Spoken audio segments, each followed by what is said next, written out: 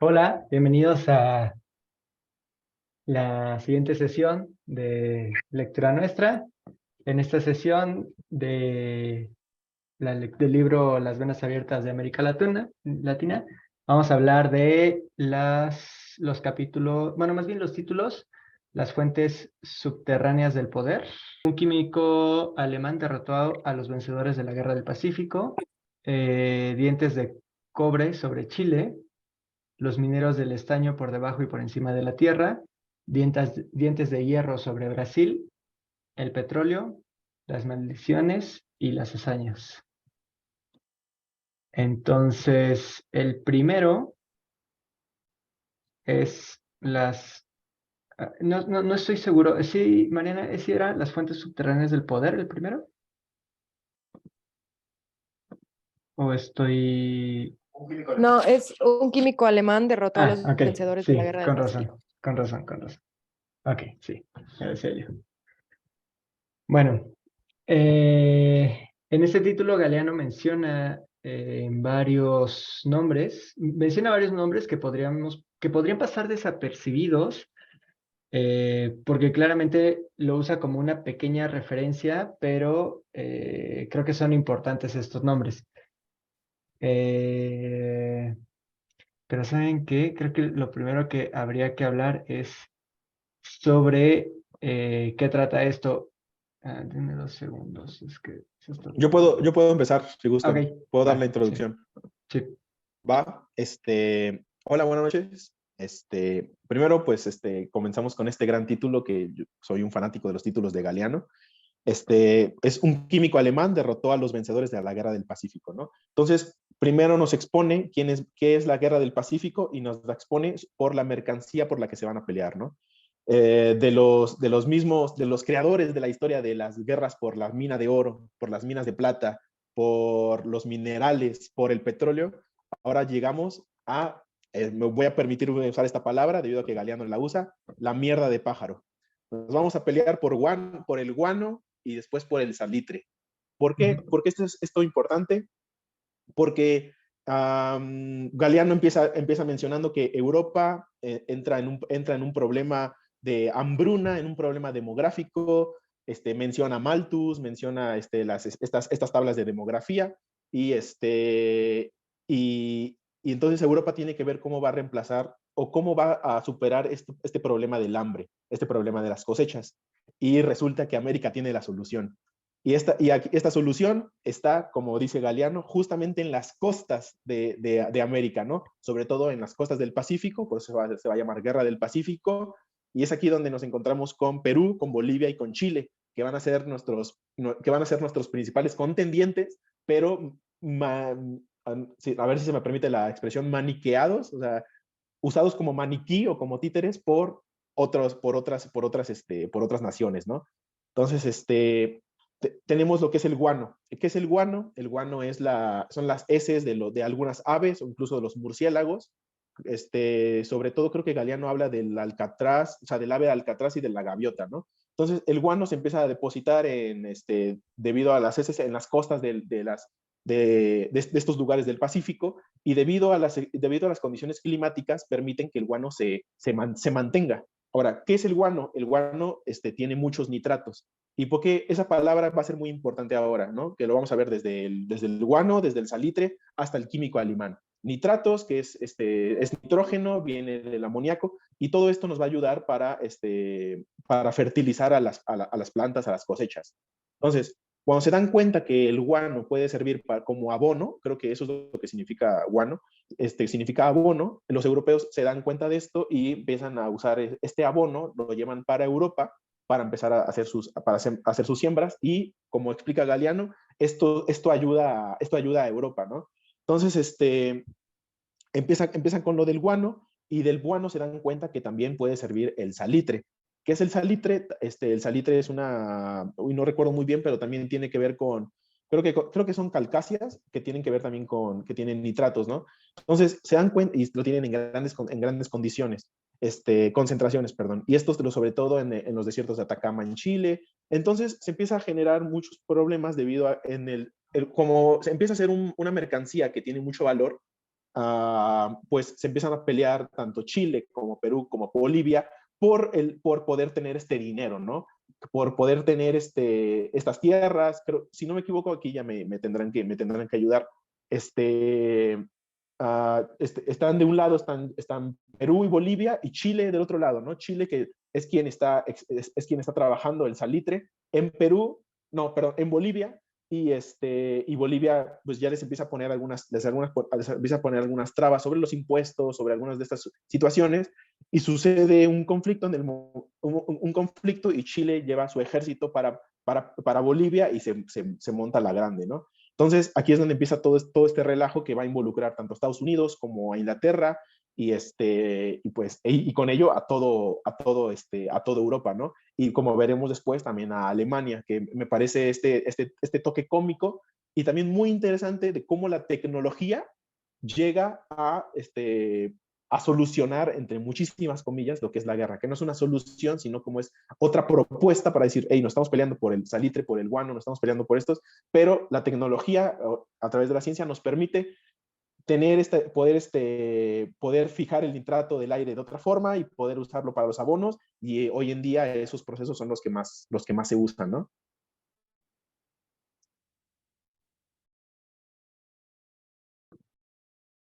Sí, y creo que, o sea, una de las cosas que retrata en este título es precisamente la dinámica de encontrar un nuevo recurso, algo que es valioso, la exportación masiva de este recurso desde, en este caso, es desde Chile. Sí, es desde Chile, ¿no? Desde Chile, y posteriormente la sustitución por el salitre, y como toda esta industria enorme, por lo que menciona Galeano, que era una industria enorme, la industria salitrera, se ve reducida a nada completamente por el simple hecho de que encuentran un sustituto a esta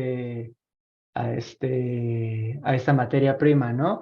Y es justamente el peligro de enfocarnos en estas materias, más bien en basar la economía de un país o de una locación, porque estaba hablando de que era, creo que el 30% de las divisas extranjeras lo que recibía del salitre, ¿no? Entonces, dependía muchísimo de la exportación, y como al ser solamente el mercado de la exportación lo que da movimiento a esto, en el momento en el que hay una sustitución, pierde completamente Chile, ¿no? Isa.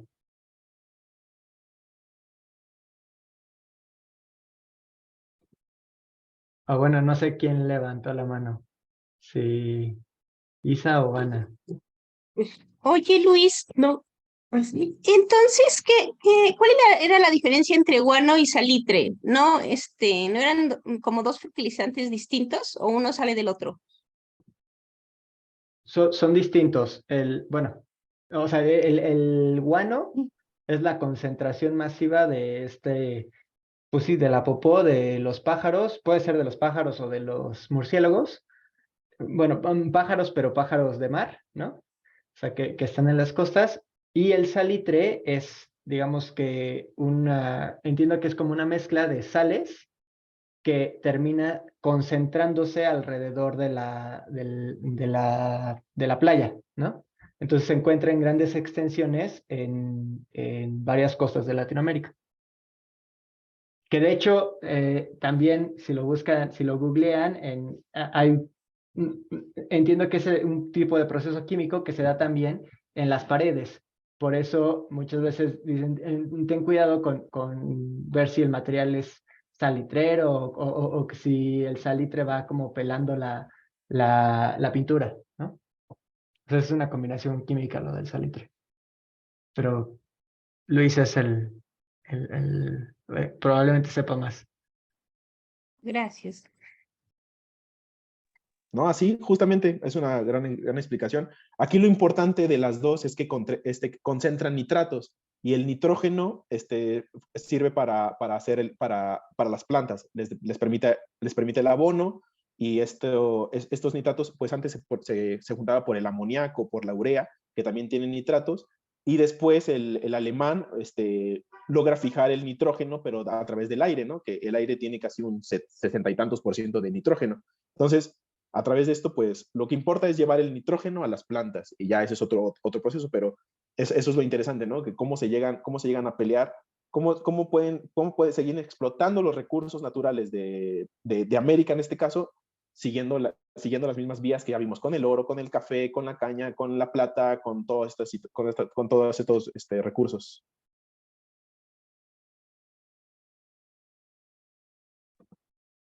Bueno, adicional a esta dinámica que ya conocemos bastante bien, ¿no? Y del peligro de enfocar la economía en esto, Galeano cita a dos personajes que creo que es importante comentarlo. Primero es Mariátegui.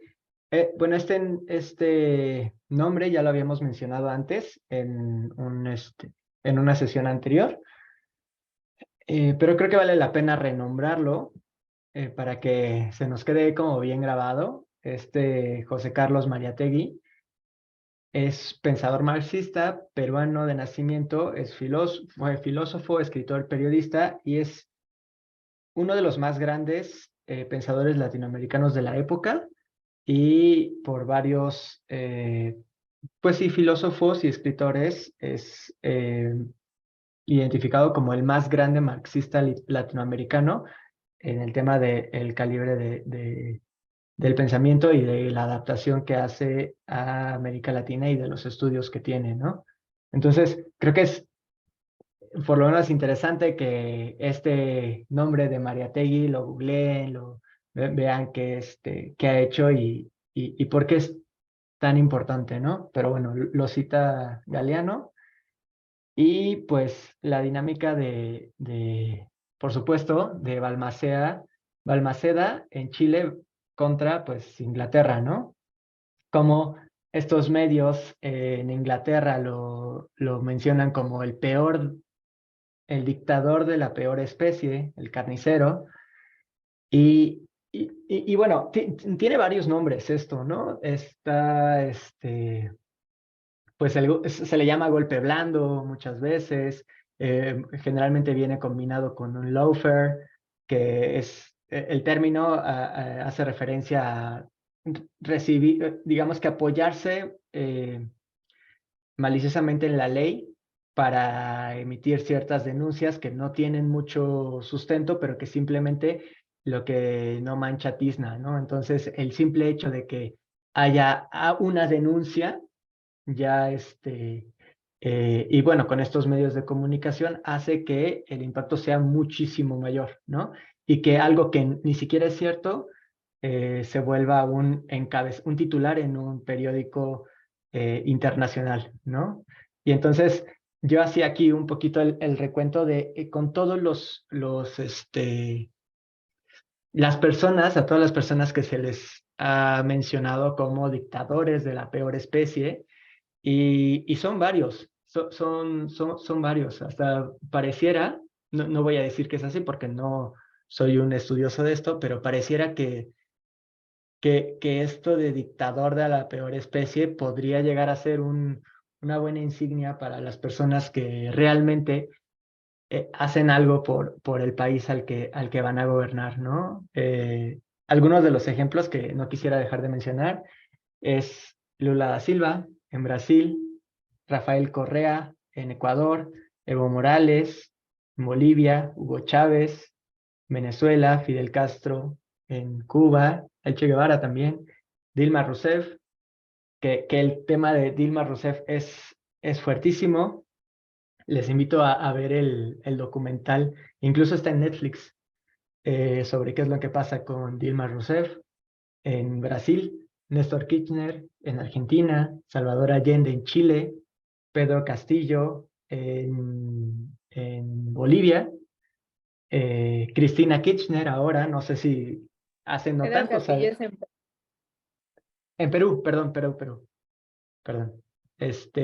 Castillo en Perú, y no sé si llegaron a ver la noticia de Cristina Kirchner, de este fanático que se acerca a ella con una pistola y se ve como la pistola dispara o sea, la apunta a la cabeza y dispara, pero afortunadamente la pistola no funcionó, ¿no? Pero bueno, o sea, es una campaña enorme de desprestigio, de lawfare, de golpes blandos que terminan haciendo mella, yo creo que la psique del ciudadano común, ¿no? Y bueno, o sea, todos estos son ejemplos de resiliencia, de convicción, pero también son claros ejemplos de lo difícil que es ver por las mayorías, sería el pueblo, ¿no? E ir contra esta pequeña, pero bastante poderosa oligarquía del mundo que busca pues constantemente el beneficio, como lo hemos visto ahorita en cada uno de los capítulos casi. Tú, Mariana. Ya que tocaste el tema, justo yo también quería comentar eso que sobre Balmaceda. Cómo es que los medios decían que era un dictador, ¿no? O un carnicero, que eso lo vemos continuamente, o sea, hasta la fecha, que pues se tergiversan todas las noticias como a conveniencia del que presenta las noticias.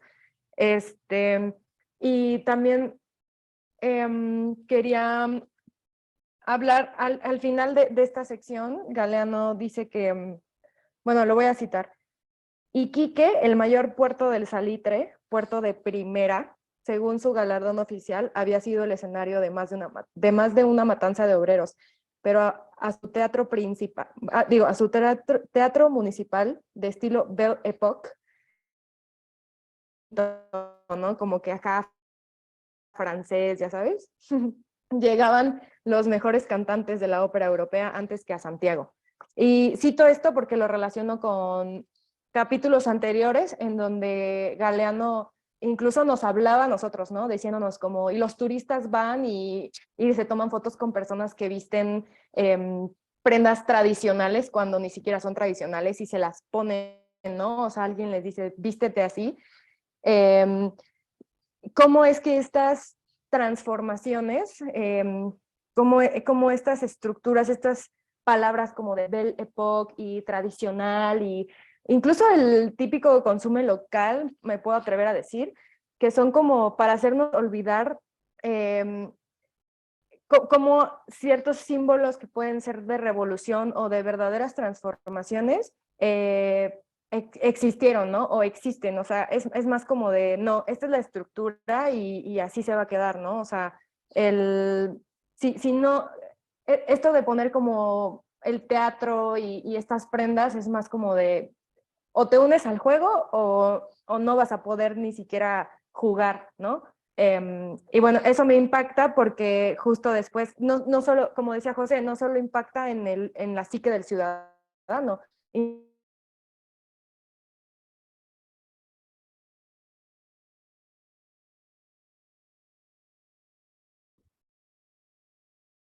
Creo que el internet de Mariana falló. No sé si tal vez sea su computadora. Pero, ¿o soy yo? ¿No? Ah, ok. Bueno, pues en lo que regresa Mariana, yo quisiera nada más leer un pequeño pedazo de precisamente este título en el que comenta, bueno, cito, empieza la cita: el embajador inglés informó al Foreign Office: la comunidad británica no hace secreto de su satisfacción por la caída de Balmaceda, cuyo triunfo, se cree, habría implicado serios prejuicios a los intereses comerciales británicos. ¿Ya regresaste, Mariana? Sí, pero ya Termina. estaba por terminar. Era rápido que sí sentí súper feo, ¿no? El que se haya suicidado, porque incluso se pudo haber muerto como un mártir. En lugar de suicidarse, ¿sabes qué decir? Voy a seguir luchando y como seguir intentando construir, porque incluso toda esta estructura por la que él peleó, como ¿qué decía? Como mejorar la educación y nacionalizar y todo esto, pues quieraslo o no, sí hizo una estructura, sí mejoró un poco, ¿no? Pero después de como pues de este acoso incluso, después de su suicidio, toda esta estructura pues cayó en manos de personas o de gobiernos que no iban a ver por los ciudadanos que le estaba viendo, ¿no? Entonces, como, pues nada más eso, cómo es que se tergiversa y no solo impacta en el pueblo y en una persona, sino en toda una estructura que también puede impactar en más países todavía. Yo honestamente, y digo, no quiero sonar muy paranoico, ¿no? Pero este tema del suicidio es bastante, eh, yo, yo, yo diría polémico como mínimo, porque ¿quién determina qué es un suicidio o no? Cuando estás bajo acecho, cuando, o sea, uno no cree que podrían pagarle a un médico por decir que, o sea, investigué un poco sobre qué es lo que se determina como suicidio o cómo un forense determina que es un suicidio, ¿no? Sobre todo para Latinoamérica y sobre todo para estos, pues sería un magnicidio, ¿no? Porque son presidentes. Y lo que encontré es que se determina de acuerdo a la distancia que tiene el impacto de la bala, ¿no? O sea, de la detonación al impacto. Esto quiere decir que si se busca pretender que fue un suicidio, lo único que se tiene que hacer es hacer la detonación lo más cerca posible, ¿no? Y podría verse como, o sea, o podría, el forense podría determinar que es un suicidio. Y precisamente es interesante porque, no sé si bueno, más adelante dentro de los capítulos se habla de Salvador Allende. Yo no alcancé, no sé, no se los mandé, pero hay discursos de Salvador Allende y pues es honestamente uno de mis personajes favoritos de la historia. Y, y también se dice que se suicidó, ¿no? Y yo decía, ¿cuál es la finalidad de decir que se suicidó? Y ahora entiendo que justamente es para provocar este comentario que acabas de hacer tú, Mariana. El decir, es que se rindió, es que, que qué triste que ya no, que decidió ya no seguir luchando, qué triste que decidió ya darse por vencido, que se dio, ¿no? Y honestamente, en cada uno de los discursos, en cada una de las entrevistas, y vaya que me he chutado varias, de Salvador Allende no es una persona que se suicidaría. Y hay varios análisis sobre eso, ¿no? Entonces, yo Qué no bueno lo que lo daría, comentas. yo no lo daría por como una verdad última, el hecho de que sí de verdad se hayan suicidado, ¿no? De Balmaceda no sé, de Salvador Allende estoy seguro que, y solamente para terminar con el argumento o con lo que les estaba leyendo, es el mensaje del embajador inglés diciendo que o sea, que celebran evidentemente el suicidio de Balmaceda, y luego lo que debemos de entender que es obvio en cada uno de los países que llega a pasar esto es, de inmediato se vinieron abajo las inversiones estatales en caminos, en ferrocarriles, colonización, educación y obras públicas, a la par que las empresas británicas extendían sus dominios. Y esto, bueno, yo creo que tal vez pueda ser muy atrevido a hacer estos. ¿Se acuerdan cómo se llamaban estas lógicas que nos hacían tomar decisiones rápidas basados en ciertos tipos de juicios? Lo vimos en pensamiento crítico, no me acuerdo cómo se llama. Ah, no puedo creer que ¿Heurísticos? heurísticos, sí. No sé si son heurísticos o si son heurísticos muy atrevidos, ¿no? Pero a mí me parecería que si hay inversión en caminos, en ferrocarriles, en educación, en obra pública, y que es una inversión estatal, una búsqueda de llegar precisamente conexión, tiene que ver con cosas buenas, creo yo, ¿no? No siempre es así, pero creo que es un buen heurístico comenzar a verlo así, ¿no? El heurístico, para los que no saben lo que es un heurístico, es un tipo de razonamiento que está basado en ciertas verdades y que te ayudan a tomar decisiones rápidas o tomar juicios que sean mucho más ágiles, ¿no? Sin tener que validar cada una de las pruebas que componen esta teoría, ¿no? Y bueno, luego dice, el Congreso encabeza la oposición al presidente y era notoria la debilidad que muchos de sus miembros sentían por las libras esterlinas. El soborno de chilenos era, según los ingleses, una costumbre del país. Yo sé que no es solo, o sea, que este comentario no aparece solamente en Chile, pero creo que justo por eso tenemos que estar en contra de esto, ¿no? De saltarnos una multa o de evitarnos una penalización por hacer algo a través de un soborno, ¿no?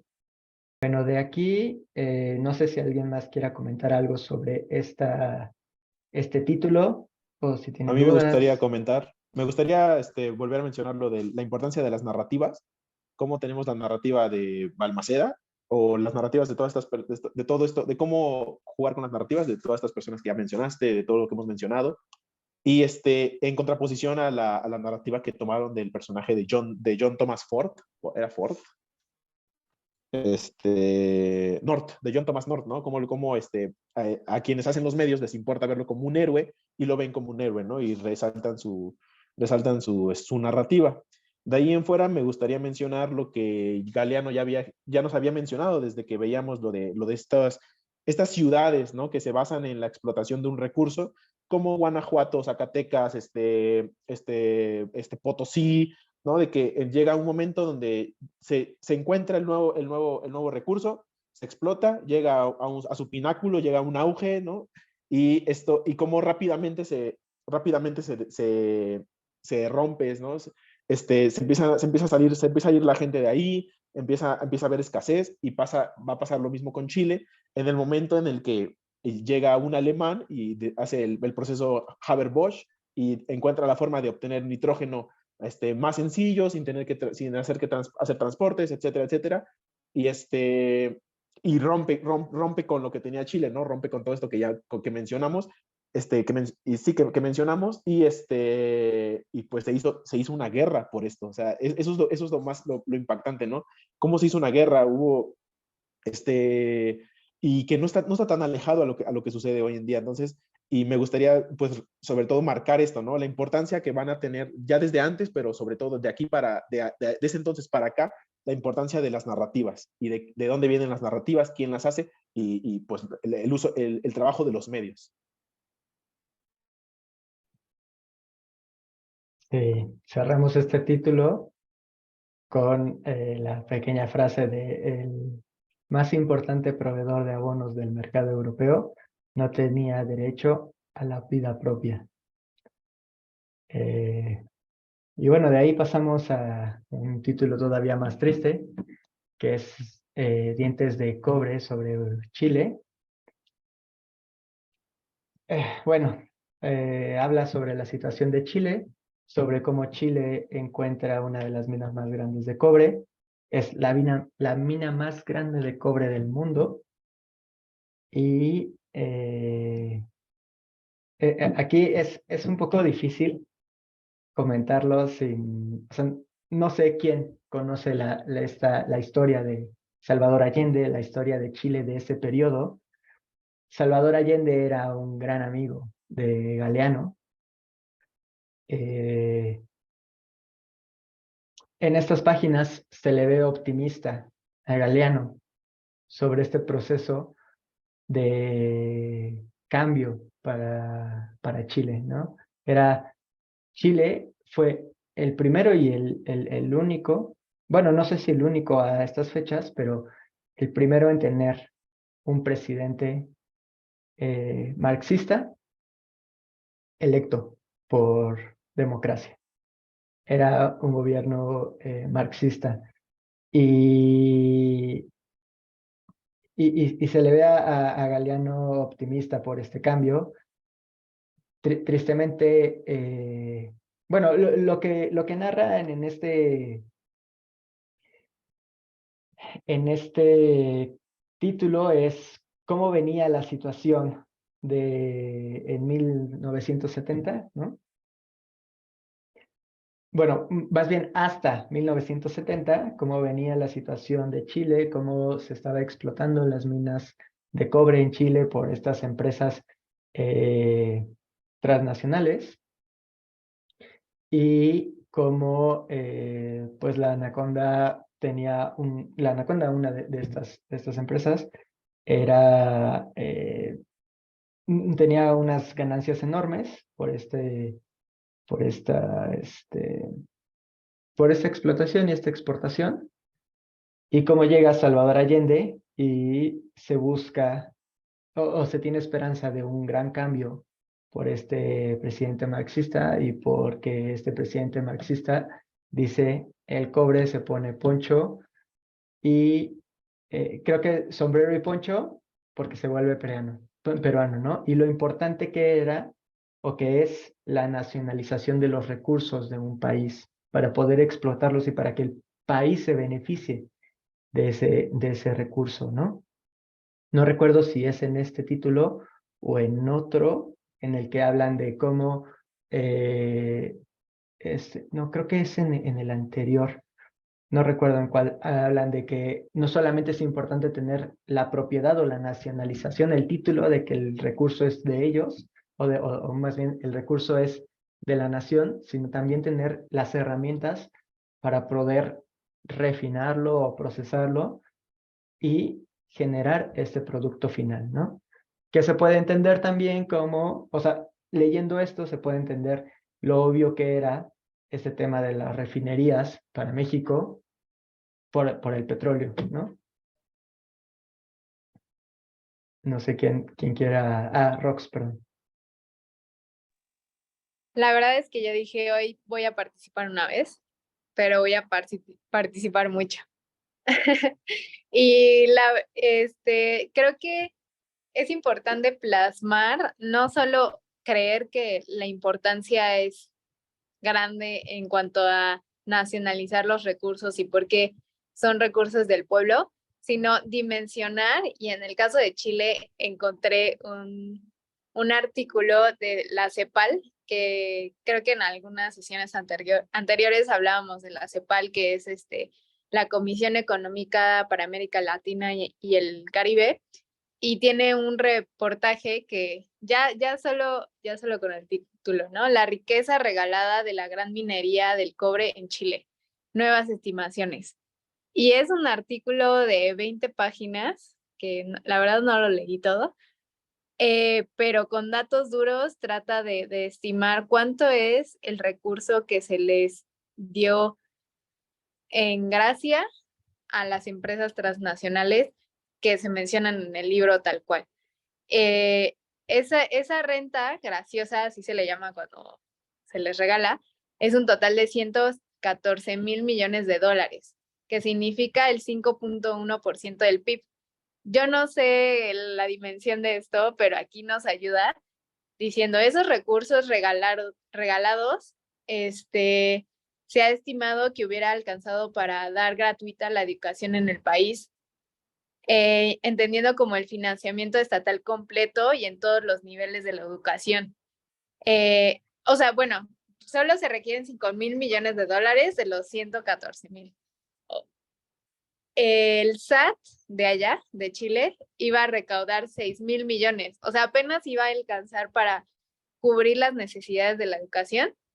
Y era, ¿qué les gusta? Casi 3 veces más que lo que se le había dado de gracia a estas empresas transnacionales. Esto quiere decir que se hubiera podido financiar la educación gratuita, hubieran restado 6.4 millones de dólares y se hubiera mejorado el sistema de salud y pensiones de manera definitiva, sin necesidad de hacer una compleja reforma tributaria, cuando se tenía ese recurso. Y creo que también podemos pasarlo a México de, no es que tenga una ideología, o sea, como una inclinación política de algún partido, pero en los datos duros, en la realidad, no se han hecho cambios de aumentar el porcentaje de contribución tributaria que tenemos que hacer las personas que trabajamos. De por sí ya es alta, ¿no? Pero no se han hecho en aumentos y lo único que se ha buscado es que las personas con mayores recursos y las empresas den los impuestos correctos. Y a veces se trata solo de eficiencia, de aplicar la ley. Y muchas veces en la conclusión o las reflexiones finales de este artículo, dice, quizás la pregunta más relevante que surge de las estimaciones aquí realizadas es la siguiente. ¿Quién o quiénes regalan graciosamente esta enorme cantidad de recursos a estas empresas? No cabe duda de que la respuesta debe buscarse entre quienes permiten desde el Poder Ejecutivo y el Parlamento del país que las leyes que posibilitan este absurdo regalo sigan vigentes. Las autoridades políticas de países hoy desarrollados como Canadá, Estados Unidos y Noruega cambiaron sus legislaciones hace tiempo para permitir que se grabara una altísima proporción de las rentas mineras y los recursos naturales, lo que les permitió detener el despilfarro de los recursos pertenecientes a todos los conciudadanos y sentar las bases para fortalecer sus economías. Canadá, Estados Unidos lo están haciendo. ¿Por qué nosotros tenemos este estigma de no lo hagamos? Porque se van a ir del país, porque los recursos se van a ir a otro lado. Y vivimos con ese miedo de que dependemos de ellos y de que al contrario debemos facilitarle todos los recursos disponibles para lograr que ellos nos den una 10ª parte de lo que nos pertenece.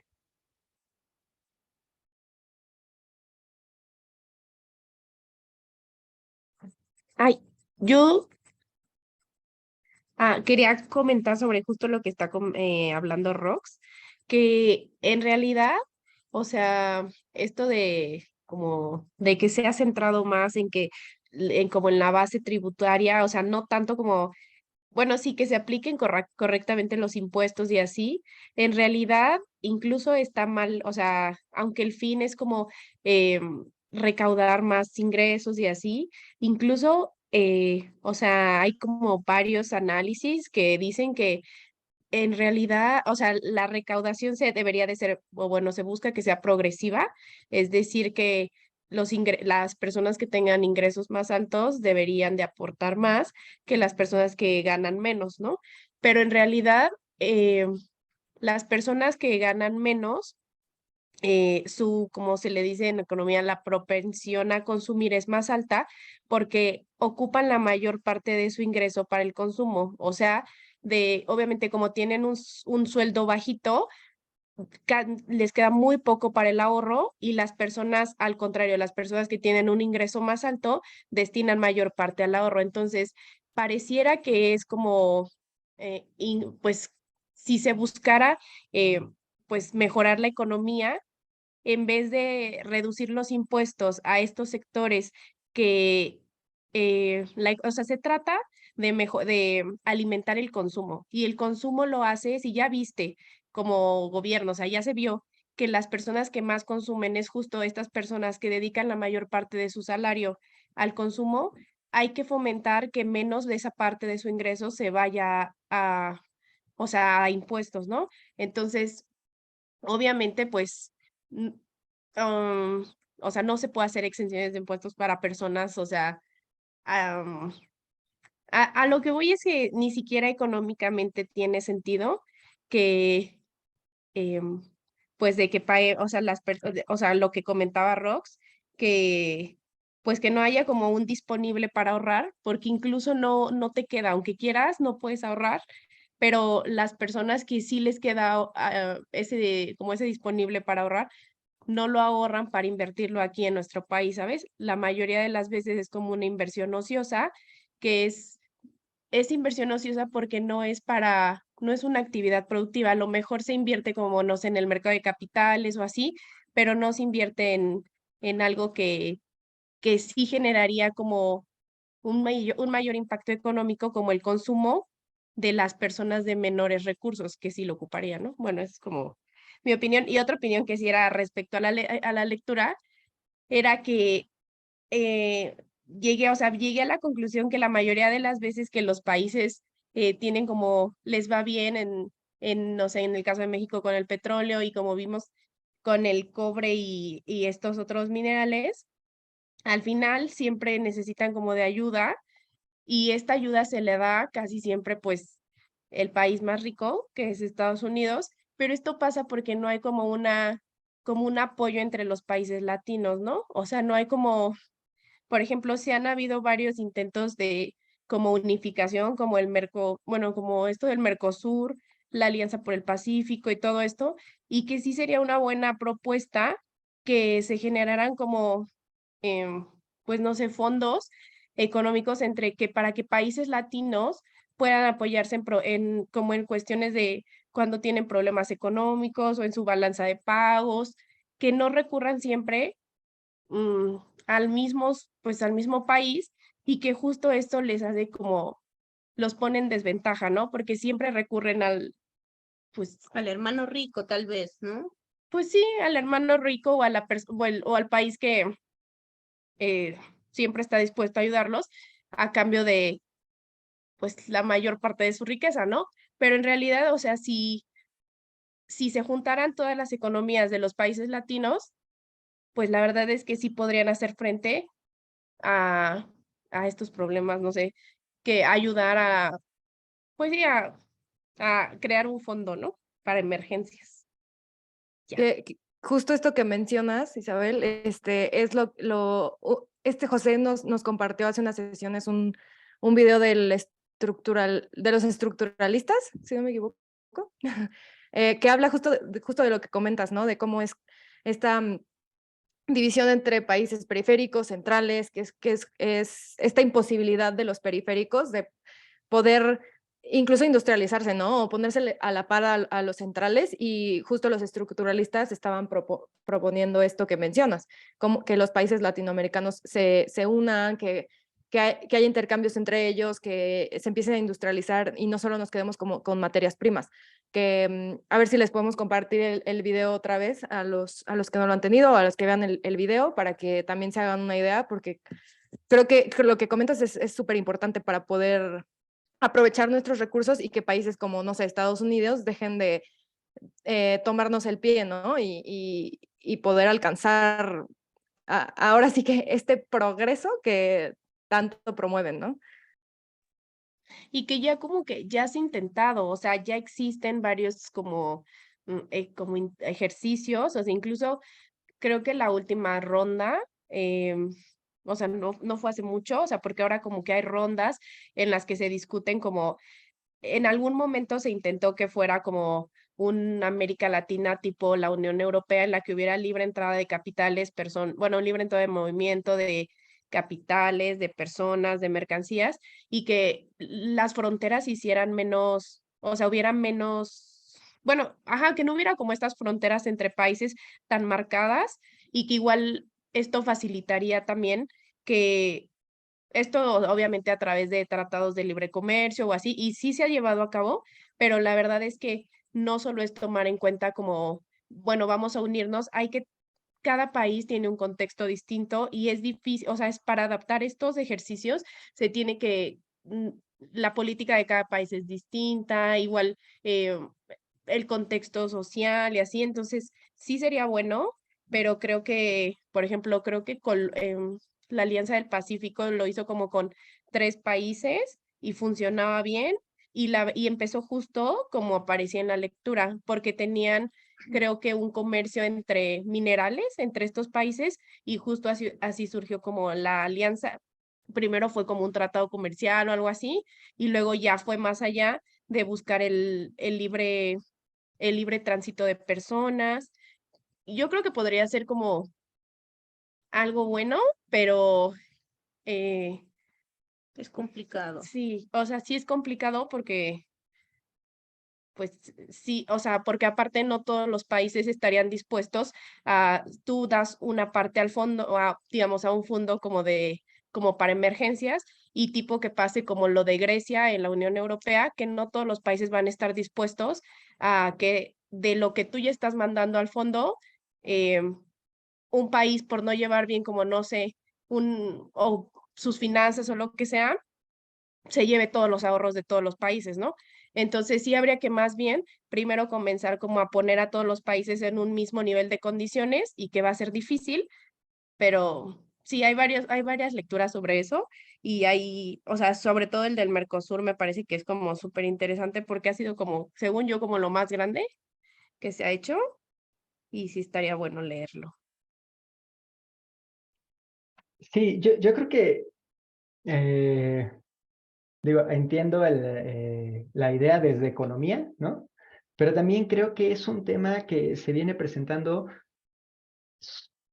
sobre la poca identidad que se tiene con el país y la poca identidad que se tiene, o el poco conocimiento que se tiene sobre la historia, en este caso la historia mexicana, ¿no?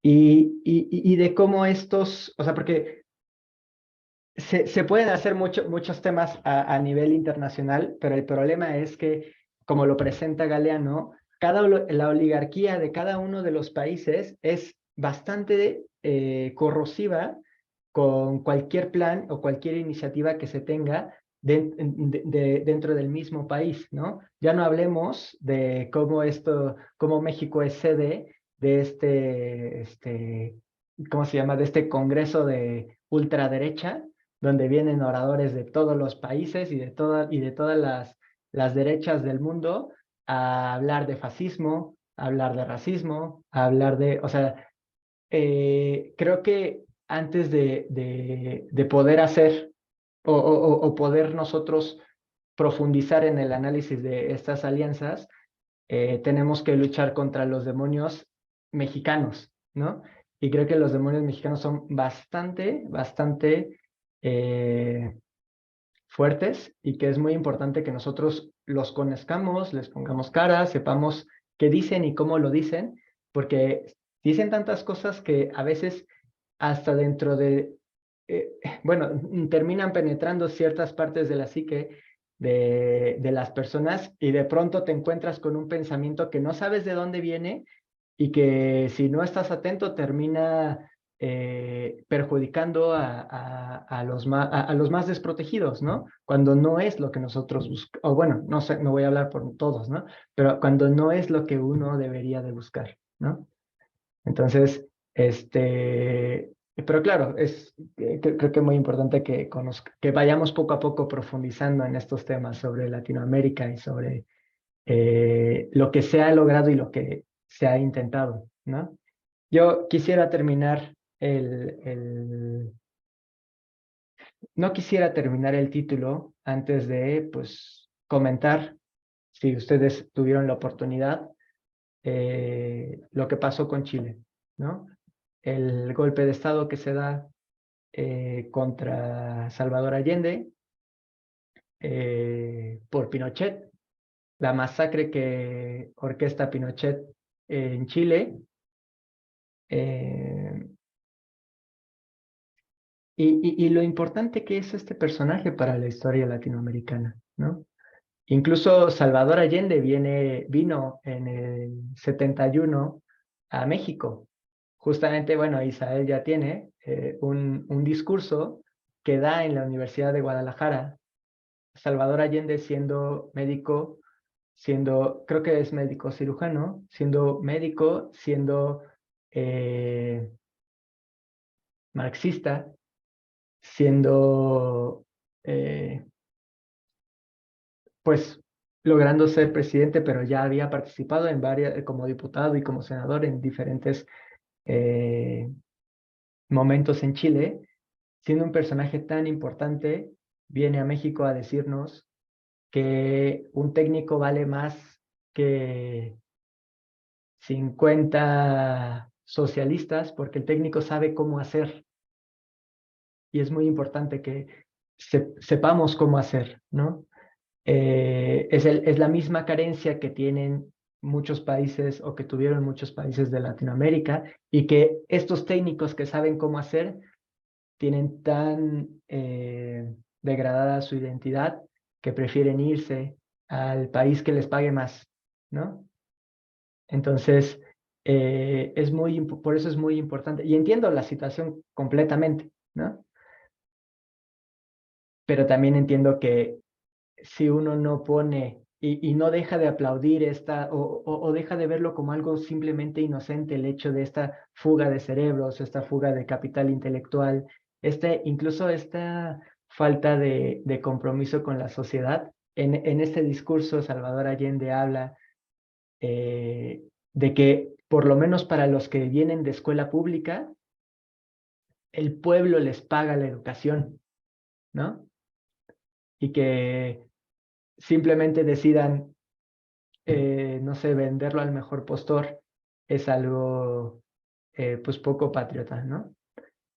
Y, pues bueno, la historia termina con Salvador Allende en La Moneda, que es como el Palacio Nacional en México, haciendo una transmisión por radio de sus últimas palabras, porque sabe que este golpe de Estado va a bombardear el palacio donde él está, el Palacio Nacional, que es La Moneda, y curiosamente bombardean La Moneda, pero el informe es que muere por suicidio.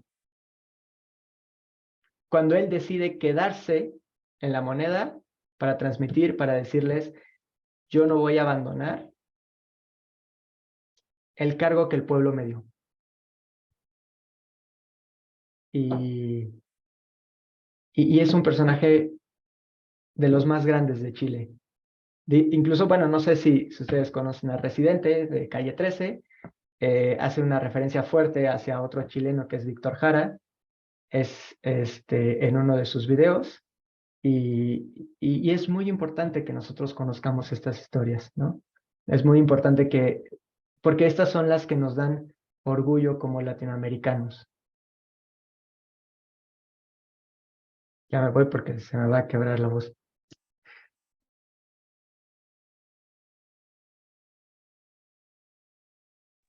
Sentí tu dolor, estoy contigo.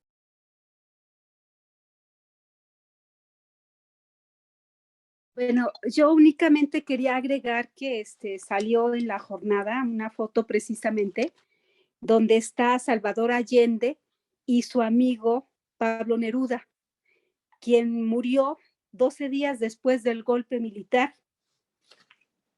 Y bueno, dicen que a 50 años de su deceso se sabe que fue envenenado. Bueno, de aquí continuamos con el siguiente título, que es Los mineros del estaño por debajo y por encima de la tierra. La historia de la minería bueno, habla sobre la historia de la minería en Bolivia.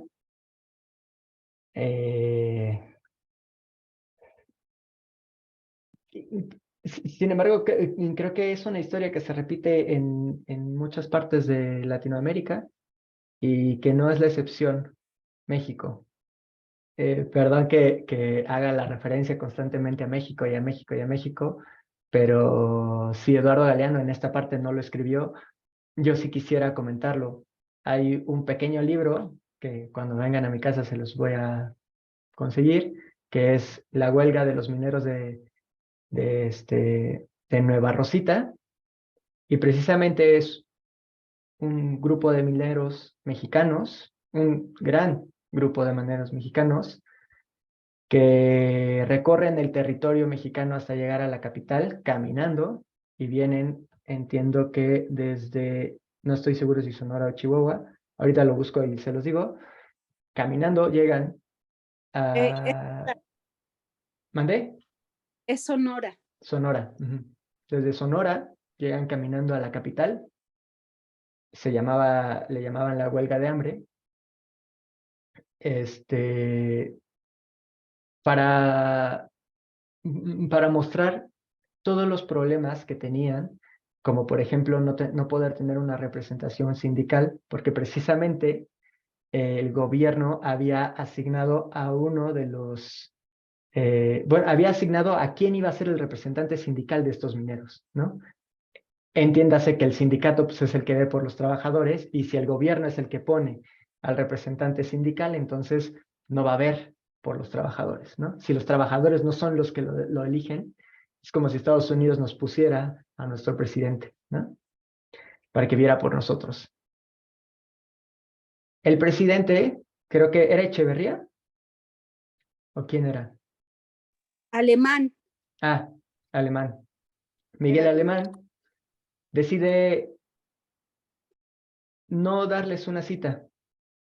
Vienen caminando desde Sonora y no les da una cita. No se entrevista con ellos nunca. No les da la cara. Y los regresa a Sonora en camiones para transportar ganado. Estas son parte de la historia mexicana que como con la historia boliviana es muy triste, estos mineros no sobreviven mucho tiempo y trabajan en esto porque es en lo único que pueden trabajar por el territorio en el que viven. Tenemos que conocer todas estas cosas para poder entender por qué son primero los pobres. Que, de hecho, lo que más me quedó de esta sección es justo, y voy a citar, la nacionalización de las fuentes de producción de cualquier materia prima no es, como lo enseña la dolorosa experiencia, suficiente, ¿no? O sea, no basta con nacionalizar nuestras fuentes de producción, nuestros recursos, si las leyes no cambian, y no solo eso, si no se piensa fuera de la avaricia, ¿no? Si no se piensa realmente en cómo apoyar a estas comunidades, y no solo las comunidades, sino ver por, ahora sí que colonias, ¿no?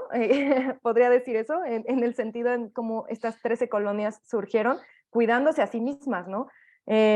A lo que voy es que no importa si somos como los dueños legítimos de los recursos, mientras no cambien en las leyes o este sistema en el que estamos, pues vamos a seguir necesitando como esta industrialización por fuera del mismo país, ¿no? Lo que pues siempre nos va a mantener atrasados. Yo también tengo una respuesta para Mariana, pero vas tú primero, Isa. Sí, a mí, yo creo que a mí lo que me quedó claro es que el autor nos hace ver que pues los poderosos tienen a sus pies a los políticos y que ellos fijan el precio del metal a su antojo y la distribución a veces hasta a nivel mundial a su antojo, ¿no? Y que ellos deciden cómo quieren que viva el pueblo. Es tanta la corrupción que los ricos, los poderosos, corrompen todos los niveles y son títeres de ellos los políticos y el pueblo, ¿no? Y luego dicen que es para ayudarnos. Mm. Solo ahí, Ana, yo no generalizaría porque a modo de heurístico, ¿no? Se entiende como cuando un político es corrupto, cuando un político no ve por el pueblo, se le aplaude desde todos los medios de comunicación y o por lo menos se omiten los errores o se omiten esta red de corrupción, se tergiversa la narrativa para que no se vea qué es lo que están haciendo, ¿no? Estos dueños de los medios de comunicación no hacen una difusión de los errores de su bando, ¿no? De los que les están ayudando. Sin embargo, a modo de heurístico, los presidentes que sí ven por el pueblo, que sí ven por la nacionalización de los recursos, que sí ven por tener industria, por tener refinerías, por hacer infraestructura, tienen todos los medios de comunicación privados constantemente bombardeando ya sea su vida personal, ya sea las decisiones de su familia, ya sea alguna acción, y incluso aunque sean falsas, como lo es el lawfare, Son, por ejemplo, estas, bueno, no sé si lo vieron, pero por ejemplo, para el Tren Maya se publicó y se difundió una noticia de que tenía muchísimas denuncias sobre ecocidio, ¿no? Lo que no dijeron es que eran las mismas 2 o 3 organizaciones civiles que vienen financiadas por los dueños de los medios de comunicación las que pusieron todas estas denuncias. La narrativa es, hay un montón de denuncias de ecocidio, pero primero las denuncias fueron desestimadas y segundo, las organizaciones civiles que pusieron estas denuncias vienen financiadas por no es Carlos, por Salinas, por ¿cómo se llama? Este que está en la política. Se me fue el nombre. Bueno, ahorita les digo el nombre, pero está financiado por todos estos, los mismos que financian Latinus, por ejemplo. No sé si han visto redes sociales, pero hay un canal de noticias que se llama Latinus, que lo dirigía Loret de Mola. Pues los mismos ricos que financian estos canales son los que financian estas asociaciones que ponen muchísimas denuncias por ecocidio. Entonces, es muy importante que nosotros sepamos y tengamos este pensamiento crítico y este heurístico para decir, ¿quién lo está diciendo? ¿Por qué lo está diciendo? ¿Quién le paga para decir esto? ¿No?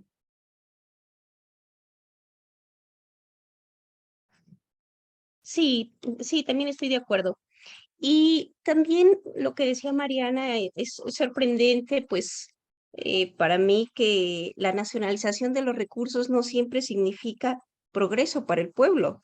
Como decía Mariana, si no se cambian las políticas, pues, o no se mejora o se disminuye o elimina la corrupción, pues no va a haber mejora para el pueblo, aunque se nacionalicen los recursos, ¿no? Aunque es el paso 1, ¿no?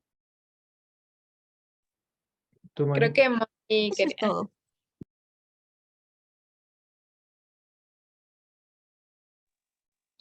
Hola, ay, es que me han hecho como pensar muchísimo por muchas cosas que han estado comentando.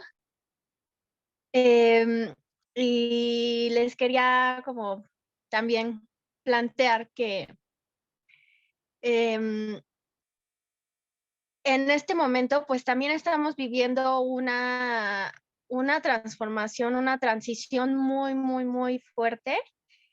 No es nada más a nivel nacional, es a nivel internacional, global, o sea, y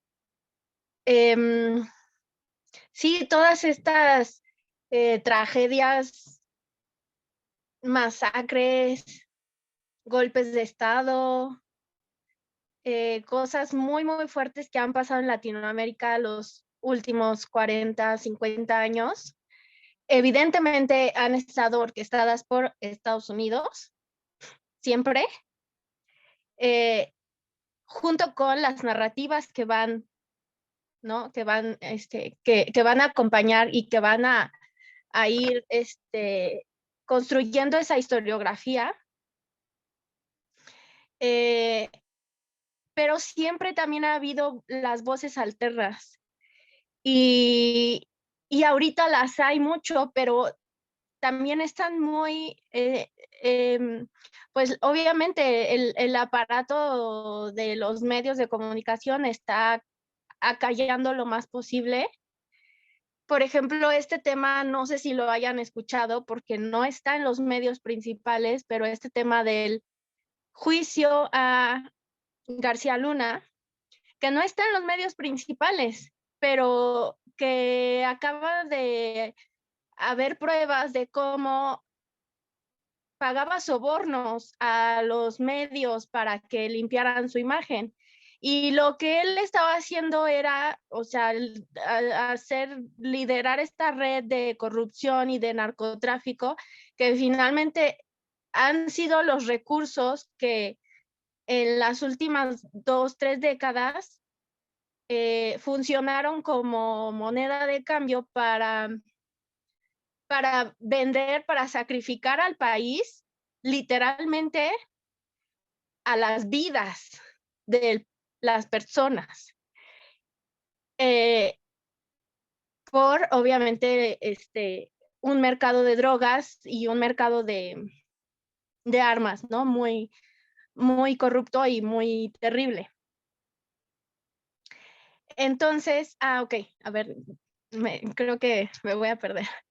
Entonces, pues, qué bueno que también se estén recuperando todos estos personajes. Casi también de repente se me salen las lágrimas porque en la Facultad de Filosofía y Letras hay un salón que ya no es salón porque se nombró Víctor Jara y es un lugar como de, pues como de compartir y de hacer comunidad en la facultad y de ayudarse, ¿no? Entonces todos te ayudan a todo, así ve al Víctor Jara y todos te ayudan a todo, que tengo que imprimir, que lo que sea, ¿no? Entonces ahorita pues es un momento de transición que yo creo que es muy interesante que lo estemos viviendo y que a la par se estén analizando todas estas cosas porque finalmente hay que, pues no se pueden olvidar porque hay que seguir buscando justicia. Y hay muchas personas que todavía todos los días piden justicia por muchas de estas tragedias. Y ay, creo que me perdí de lo que les iba a decir, pero bueno, ya, sí, también de que, pues como toda la corrupción ha estado tan impregnada en el sistema por décadas, obviamente no es fácil, obviamente el problema no está en que un hombre quiera decir voy a transformar el país y voy a quitar la corrupción. No es eso, el problema es que el sistema completo se tiene que caer para poderse limpiar, ¿no? De corrupción. Y pues es más bien una lucha contra el sistema, no es una lucha bueno, además de contra el sistema, contra todas esas oligarquías que también están en el ámbito internacional. Entonces, sí es como importante ver cómo todas las narrativas, obviamente, pues están apoyando un sistema que creo yo, y yo sí estoy como muy confiada porque pues se ha visto el cambio a pesar de que hace unos años veíamos todo esto y yo nunca pensé que se iba a poder cambiar, pero ya hay como muestras de que algo sí está pasando como a nivel mundial, de que se está destapando toda la porquería política y económica. Se están destapando todos estos líderes que ya sabemos cómo, no sé, tienen sus paraísos fiscales, los reyes y como personajes que antes eran intocables. Ya no son intocables. Eso es lo bueno, creo que eso era lo que quería llegar. Ya no son tan intocables, pero obviamente este es un trabajo que nos va a costar como a varias generaciones, y que qué bueno y que qué emoción que estemos juntos en esto.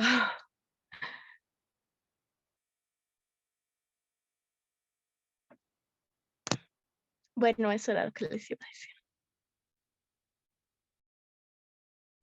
Bueno,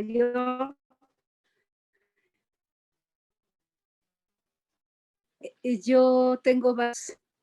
Uno era, bueno, lo que pasa es que tuve aquí un pequeño accidente con mi perrito y perdí el hilo. Yo me quedé en parte en el libro que comentaba José. La verdad, yo lo leí con mucha, pues sí, cierto apasionamiento, ¿no? Porque habla del movimiento sindical. Precisamente en esa época se acuñó el término charrismo, cosa que nosotros ahora lo escuchamos como muy natural. Bueno, ahí explica que un personaje llevaba ese apellido, me parece Charro, y ahí era el charrismo, ¿no?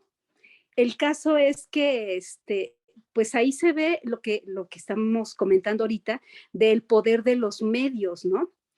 Yo le pregunté a mi padre, le platiqué del libro y le decía yo, porque hacía cuentas y decía, bueno, mi papá tenía como 16 años en esa época, entonces le decía yo que si escuchó algo.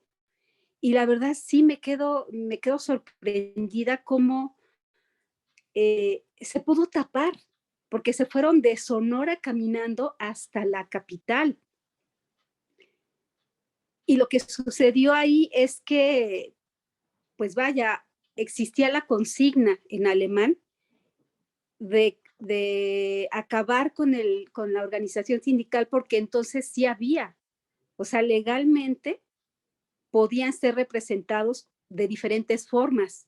Y todas esas formas fueron atacadas por Miguel Alemán. Lo que comenta José de que es como si yo pongo el presidente, eso, la ley, o sea, fue en contra de la ley lo que hizo Miguel Alemán. La ley sí lo permitía porque pues Miguel Alemán estaba muy cercano al periodo de Cárdenas, donde hubo toda esta habilitación, ¿no? Para la reforma agraria, para los movimientos obreros. Se empezaron a crear estas organizaciones y existía un liderazgo auténtico. Pero entonces llega Alemán y empieza a hacer modificaciones de ley donde ya perdieron por completo representatividad, a llegar a lo que ahora ya sabemos, ¿no? La CTM y todas estas organizaciones que estaban afiliadas y al servicio de un partido político. Entonces, bueno, de ahí me movió a mí la pregunta, que ya quedará a investigar. ¿Cómo están actualmente las leyes? O sea, porque vas un paso adelante y dos atrás. Hubo un gran adelanto, pero de repente viene el retroceso con Miguel Alemán. Actualmente, ¿cómo están, no? ¿Qué se puede hacer? Y el asunto de los medios, no se dieron cuenta. Y la verdad es que ahí iba para una catástrofe mayor, porque los encerraron. Como vieron que durante todo su recorrido gozaban del aplauso y beneplácito de la población, entonces los recibieron y los llevaron a un deportivo que está en la Ciudad de México. Curiosamente, el nombre del deportivo es 18 de marzo. Y ahí cuando se hicieron respuesta los grupos porque estos fueron mineros, pero ya en la capital se unieron otros movimientos sindicales, los encerraron. Estaba convocada una gran reunión de obreros y trabajadores de diferentes sectores y los encerraron, no les permitieron salir. Y los vagones que les dieron para viajar, efectivamente eran de transporte de ganado. Ellos se indignaron y se negaron a ir. Y entonces en ese momento les asignaron vagones de pasajeros. Y en el viaje, curiosamente, los vagones que estaban destinados para ellos se descarrilaron. Es impresionante. A mí la verdad sí me dejó pues muy indignada todo este retroceso, ¿no? Pero ahora, retomando nuevamente lo de los medios, efectivamente, hay muchas visiones del juicio de García Luna y el seguimiento que hay. Hubo consecuencias porque sí, efectivamente, creo que era el Heraldo el que pagaba, al que le pagaba García Luna para que limpiara su imagen. El manejo que se dio en un principio de ponerlo como una historia romántica. ¿Mandé? El Universal, pero finalmente son una misma cadena todos los medios. O sea, el que estaba a nombre del Universal, pero pues son la misma cadena excepto la jornada. Ujú. Exactamente, exactamente. Lo que decían es que bueno, Al-Awraqui estaba también ahí y Al-Awraqui perdió, le dieron las gracias a su carta que entregaba semanalmente. También me parece que Latinus le dieron las gracias a Loret de Mola. En fin, estaban como muy temerosos de lo que pudiera salir porque empezaban a salir nombres, ¿no? Ahora lo interesante es qué va a pasar, o sea, ya se tiene la certeza de a quién sirven los medios de comunicación, estos, ¿no? En esa semana ya se tiene que terminar el juicio. Bueno, ya están por terminar. Están entre que si el viernes o después de el fin de semana largo que tiene Estados Unidos, pero ya se está llamando, se aceleró el juicio, digámoslo así, ya se está llamando a que vayan a deliberar el jurado. Entonces, a mí me parece muy interesante ver qué pasa, ¿no? Leía precisamente en la jornada a quién le está sirviendo el juicio de García Luna, porque también había una exposición de la corrupción en mismo Estados Unidos, en la DEA, y de eso parece ser que no se ha tocado más, porque ya cortaron el tiempo, ¿no? Ya llamaron rápido a cerrar quienes iban a declarar. El día de ayer estuvo declarando la esposa de García Luna. Él se negó a declarar. Entonces, me parece interesante ver en qué concluye. Si de verdad se va a ver más acerca de la corrupción allá, porque la que se sobreexpuso fue la corrupción de México, ¿no? Así es. Gracias. Sé que nos desviamos del tema con este tema, pero es que no olvidemos que la historia se repite y este es, digamos, nuestro pasado, presente e inmediato de las cosas que suceden, ¿no? ¿Por qué no hay una marcha a favor de la justicia o buscar la justicia como una marcha a defender la democracia? O sea, son las preguntas que deberíamos hacernos. Si están tan a favor de la democracia, deberían estar a favor de la justicia, y ¿por qué no están protestando? Porque García Luna no solo hizo corrupción y obtuvo dinero. El recurso o el dinero es lo menos importante aquí. Miles de personas, millones de personas sufrieron las consecuencias de las decisiones de la persona encargada de velar por la seguridad de México por 6 años o más. Las consecuencias que no tuvo Fueron solo para... 2 sexenios. 2 sexenios. Fueron Las 2 consecuencias sexenios. que no solo tuvo para las personas que de esa época, sino para las generaciones que vinieron. Metió en la cárcel a una familia entera para vender una historia en Televisa. ¿Cuáles eran los límites de esta persona? ¿Y por qué no se habla más del tema? ¿Por qué no se vuelve una historia viral que veamos en las historias de Instagram de todos nuestros amigos indignados, enojados, queriendo hacer marchas? Porque la marcha se volvió una tendencia. Y si es en contra de alguien en específico, entonces lo hacemos, pero si es a favor de la justicia, de la democracia, del respeto, no nos dedicamos a informarnos. Y justamente este es un espacio en donde podemos compartir esta información que nos llega a nosotros, que es valiosa y que es importante que la repliquemos con nuestros círculos para que poco a poco esa desinformación vaya siendo menos. Esa palabra que dijiste, la de tendencia, creo que es clave, ¿eh? O sea, porque recordemos que si es tendencia es porque es conveniente para alguien en ese momento. Entonces, no sé qué tan bueno, o sea, más bien, qué tan eficiente sea, qué tan efectivo sea una marcha a la justicia, etcétera, etcétera, ¿no? No digo que no lo sea, pero si ahorita las marchas son tendencia, hay que preguntarnos también por qué, ¿no? O sea, ¿por qué están permitiendo las marchas? ¿Por qué se promueve tanto salir a marchar? ¿Vemos algún cambio con esas marchas? O sea, también es eso que también mencionas, este espacio, ¿no? Lo importante que es este espacio. Yo creo que empezar por esto y cuestionarnos esto de las marchas o de qué tan efectivas o de decir igual y este espacio sirve más que una marcha o quién sabe, tal vez sirve menos, no lo sé, ¿no? Pero siempre estar conscientes de las acciones, o sea, de por qué las estamos haciendo y realmente si sirven, ¿no? Y a quién le convienen también.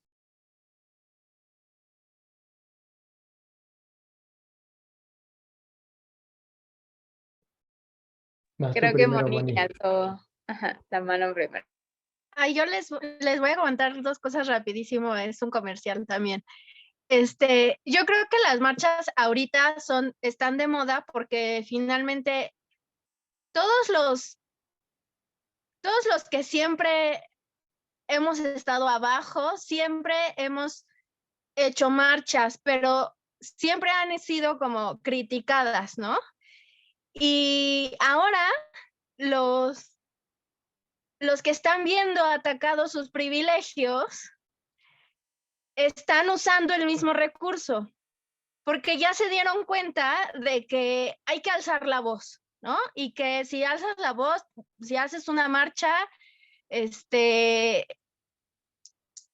puede transmitirse un mensaje.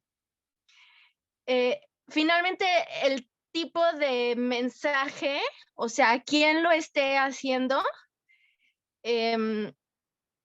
obviamente importa, porque no es lo mismo que se busque una justicia para un país para una oligarquía, ¿no?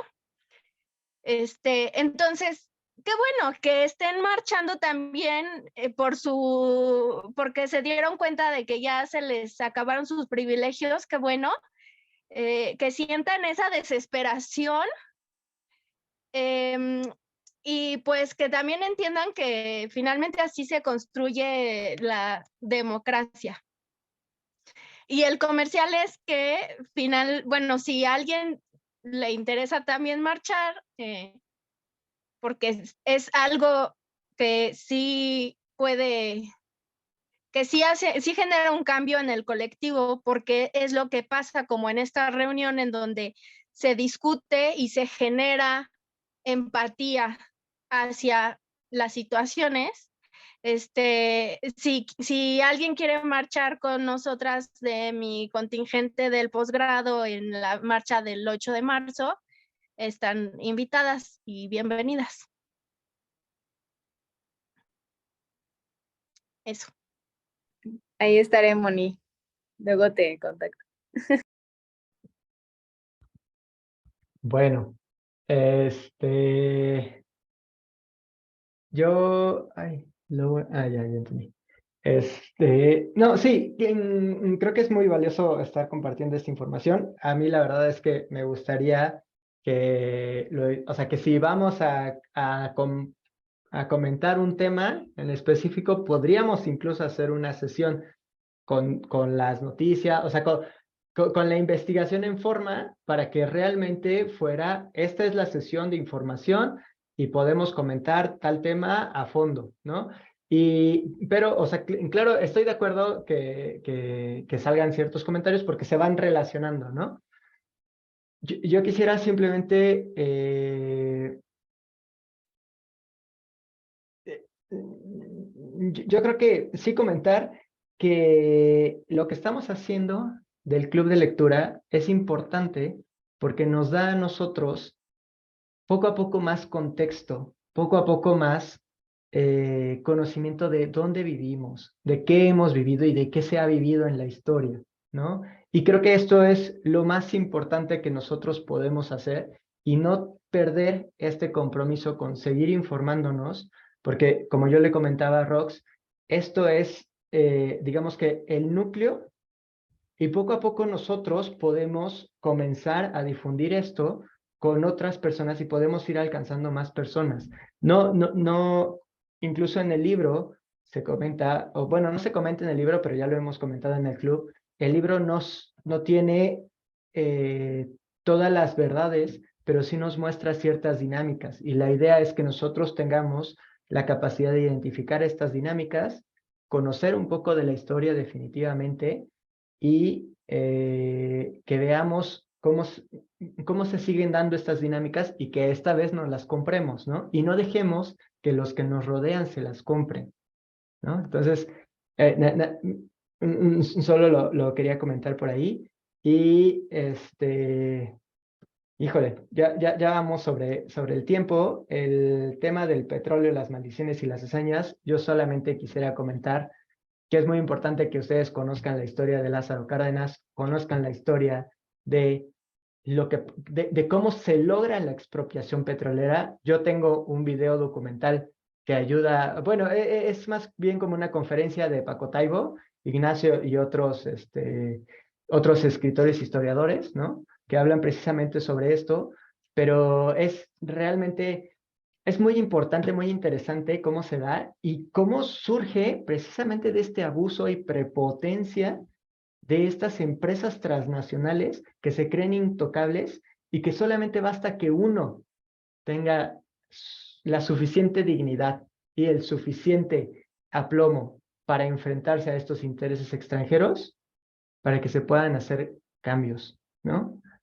Obviamente con el apoyo de la población, obviamente no es una persona la que hace el cambio, por eso estamos aquí y por eso eventualmente haremos más clubes de lectura.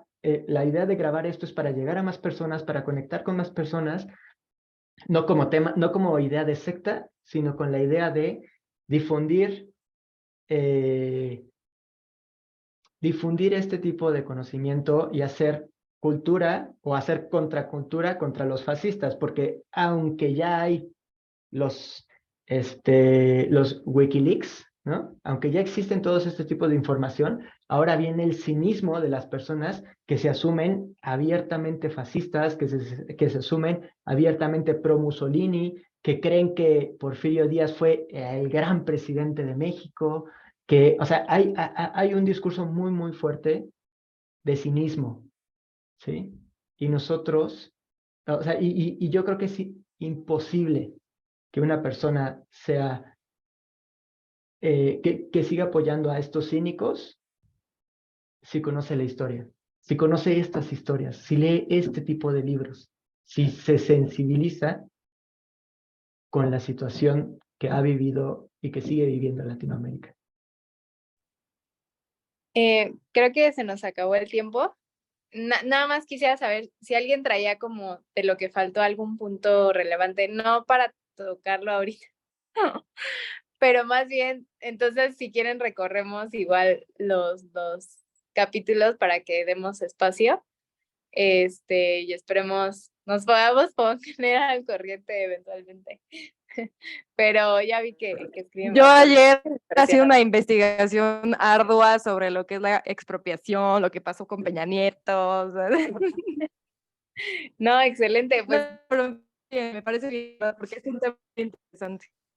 sí, no hay que dejarlo pasar. Entonces, la siguiente sesión seguimos con los títulos pendientes y mandamos el adicional. Así vamos a acabar haciendo 6 sesiones de más, pero si son igual de buenas que la de hoy, pues no importa.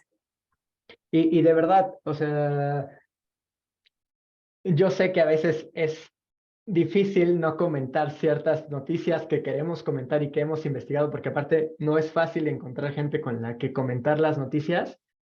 Y yo los invito a que podamos hacer una sesión. Tenemos otro grupo que se llama Serfabulance, en el que nosotros investigamos ciertos temas que creemos que son importantes y los estudiamos a fondo por un mes. Y después de ese mes tenemos una sesión para comentar todo esto. Entonces, si a alguno de ustedes les interesa, digo, yo sé que Mariana, Luis y Rox ya están, pero si a alguno de ustedes les interesa y tienen el compromiso de conectarse cada fin de semana y hacer la investigación y traer datos duros y hacerlo, son completamente bienvenidos. Lo hacemos, lo sumamos y sacamos algo sobre García Luna, sacamos algo sobre el sindicato, que creo que es algo muy importante. Ya me estoy educando sobre eso para eventualmente hacer uno. sobre el tema que ustedes quieran, lo podemos investigar a fondo. No quisiera que se perdiera esto, que quedara simplemente en pequeños comentarios y no en un contenido a fondo que podemos compartir y que podemos llegar a más personas, ¿vale? Sin más por el momento, Marianis, ¿tú nos puedes mandar los títulos o quién puede mandar los títulos? Los títulos siguientes. Se incluiría solamente el del petróleo y otros 4, ¿no? No sé si otros 4, porque así como vamos, no creo, o sea, creo que nos vamos a alargar otra vez, ¿no? O ¿cómo ven? No, yo creo que sí otros 4 y poco a poco vamos a ir como, puliendo ciertas cosas. Yo creo que sí, 4. ¿Cómo ven ustedes? ¿Qué dicen los demás? Es que a mí me pasa que pues se me olvida, o sea, voy a tener que releer y pues me toma tiempo, ¿sabes? Todo eso. Para que no se me olviden. No manches. Lo vemos, probamos con menos esta vez y vemos si se ajusta el tiempo y ajustamos. Bueno. ¿Vale? Muy bien, pues descansen. José todo triste. Descansen. Está bien. Que Buenas noches. descanse. Tengo que decir que noche. me alegra volver a ver los rostros, me alegra saber que volvieron a reunirse, sobre todo la familia Zavala, no sé si son, eso creo, me imagino son hermanas, ¿no? Sí. Me alegra saber que están aquí y pues escucharlas comentar, pues ayuda mucho, ¿no? Y mejora muchísimo la conversación. Espero se mantengan. Yo también. Que tengan Pues, buena noche. Que descansen. descansen. Bye. Buenas noches. Bye. Buenas noches. Bye. Bye. Bye.